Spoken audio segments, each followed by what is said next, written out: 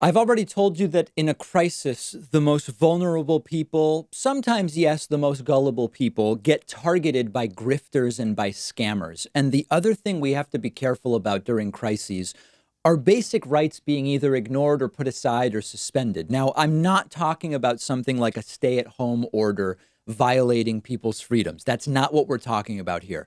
What I'm talking about are constitutional rights that are part of our society, our government, our culture that Donald Trump's Justice Department has secretly asked Congress for the ability to put aside, specifically to detain arrested people indefinitely. And this would violate some of the most important rights that we provide in the United States. Politico has seen actual documents which show the requests from the Justice Department. And as much as the virus itself is dystopian and Trump's reaction to it has been dystopian, what Donald Trump's Attorney General William Barr wants to do is also horrifying. And the way that the request is worded, it would allow chief judges of districts to pause court proceedings, quote, whenever the district court is fully or partially closed by virtue of any national disaster, natural disaster, civil disobedience, or other emergency situation.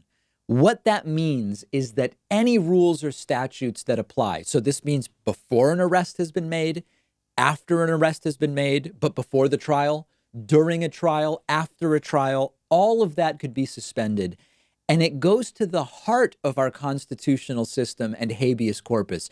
Habeas corpus is a writ that requires anyone under arrest to be brought before a judge or into court, especially to secure their release unless there are lawful grounds for their detention. So in the case of someone accused of a very violent crime, there may be a decision made that they are not eligible for bail, but they should still be given that hearing where the determination is made. That entire infrastructure is what the Trump Justice Department is looking to have suspended at this point in time.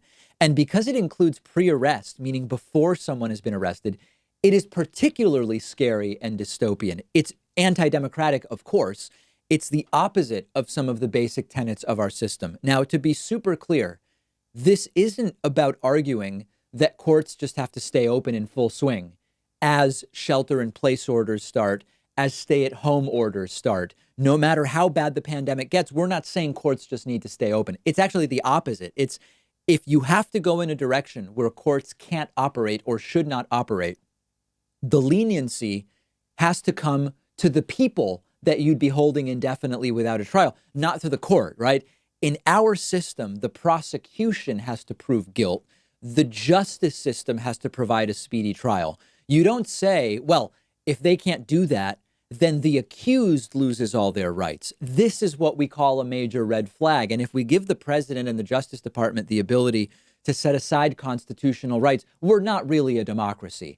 I don't want to start naming dictators, but look at history. This type of thing, the arguably defensible, according to them, suspension of constitutional rights has been a precursor to despots and dictators taking power in history.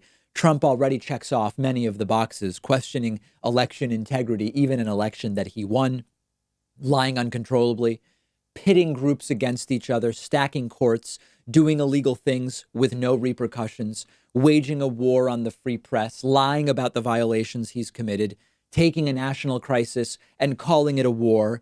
And they now want to get to suspend the rights which are part of our system. The virus is horrifying.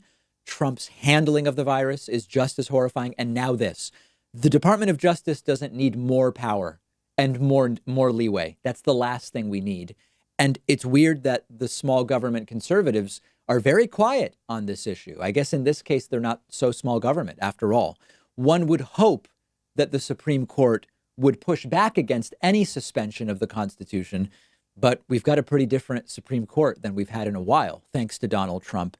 Just imagine if they get another right-wing justice on there to replace Ruth Bader Ginsburg. This is the stuff of nightmares. We're fighting the nightmares on many fronts right now. One of our sponsors today is Vincero Watches, giving you 15% off your entire order when you go to davidpakman.com/watch. Don't pay thousands of dollars for a high quality watch that looks great because you don't have to. All of Vincero's watches are made with high-end materials, masterfully built, and they look like something you'd spend a ton of money on, but every Vincero watch ranges from about 150 to 300 bucks. I went over to their website and picked out the Bellwether in silver and white. Really nice, elegant look. It's a chronograph style. Wore it to a gala over the weekend. And a lot of people ask me, where's the watch from? Really, really great look.